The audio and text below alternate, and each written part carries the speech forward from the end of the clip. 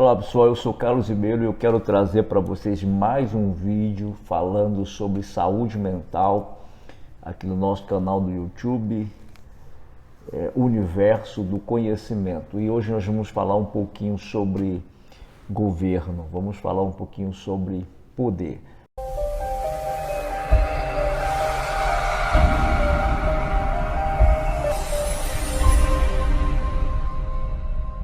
Só que não vamos falar de governo relacionado a uma forma de governo, um estado, um país. A gente vai falar de governo mental.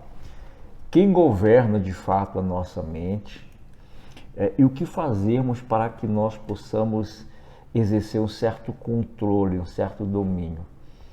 E já deixando bem claro, quando eu falo exercer um certo controle, nós não estamos falando de exercer um controle sobre os nossos pensamentos, pois afinal de contas, a nossa mente, ela foi projetada, ela foi criada para pensar. Então a gente constantemente está pensando, nós constantemente estamos pensando. Então a nossa mente é uma máquina pensante, então não tem como você controlar. Nesse exato momento eu não posso dizer assim, ó, eu vou deixar de pensar, eu vou respirar, eu vou aspirar, conto até 5 e paro de pensar. Não. Mas nós temos a capacidade de fazer com que o que nós pensamos não interfira de maneira traumática no nosso estado emocional e logo afete o nosso comportamento. Então, os pensamentos, eles aparecem o tempo inteiro, os pensamentos vêm o tempo inteiro, mas esses pensamentos, eles alteram o que no teu estado emocional e, consequentemente, qual é o resultado desses pensamentos que passou pelo teu emocional vai afetar o teu comportamento. Então, quando a gente fala de controle, a gente fala de domínio, quando a gente fala de poder, é no campo mental. Então, vamos lá.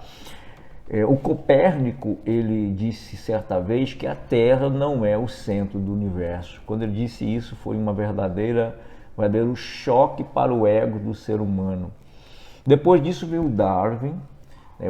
O Darwin ele diminuiu a distância entre o ser humano, entre a sua espécie e a espécie animal. Que o ser humano ele entendia que ele estava muito distante dessa espécie.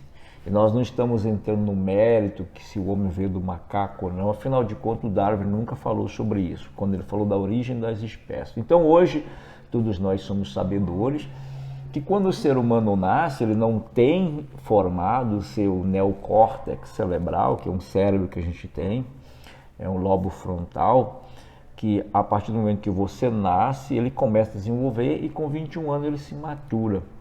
Tá? Então, quando você nasce com instinto, né? Até porque o ser humano utiliza demais, muito mesmo, o que nós chamamos de cérebro límbico, que é todo um sistema emocional que o ser humano tem, por isso que ele sofre tanto.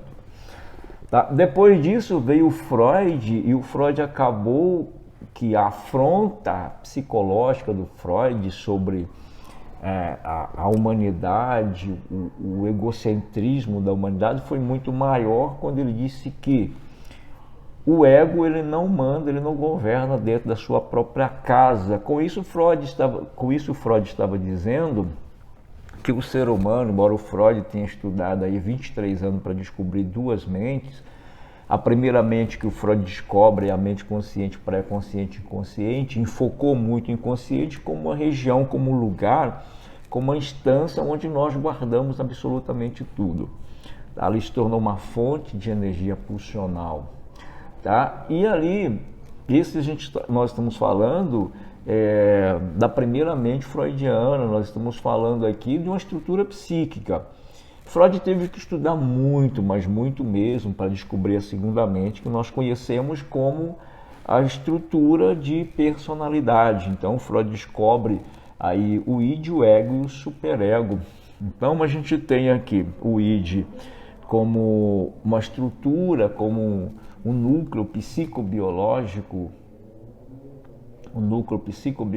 do ser humano, aí ele tem o ego, que é esse ser intrínseco, somos nós, e aí ele falou do superego, que é aquele sujeito que faz o controle.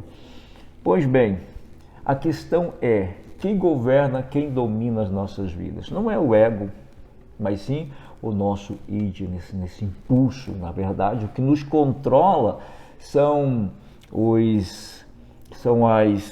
as imagens, os sons, as experiências que nós temos, que ficam registrados no nosso inconsciente, chamado de conteúdos psíquicos.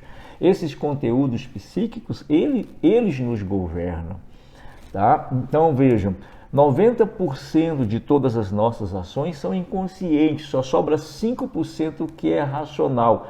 E às vezes nós não conseguimos fazer uso desses 5% da nossa racionalidade, motivo é que as pessoas sofrem tanto. Então esse vídeo eu fiz exatamente para isso. O que governa a sua vida? Então você precisa exercer o controle da tua vida. Você precisa exercer. Para isso nós temos dois tipos de conhecimento muito profundo, que o primeiro é o conhecimento racional, aquilo que você vai adquirindo ao longo da vida. O segundo tipo é chamado de autoconhecimento, que é aquilo que você tem dentro de você, que você precisa governar, que você precisa ter domínio. Esse autoconhecimento que você tem de você mesmo é muito mais importante do que o conhecimento racional, embora ele seja extremamente importante, a gente está falando sobre isso, tá?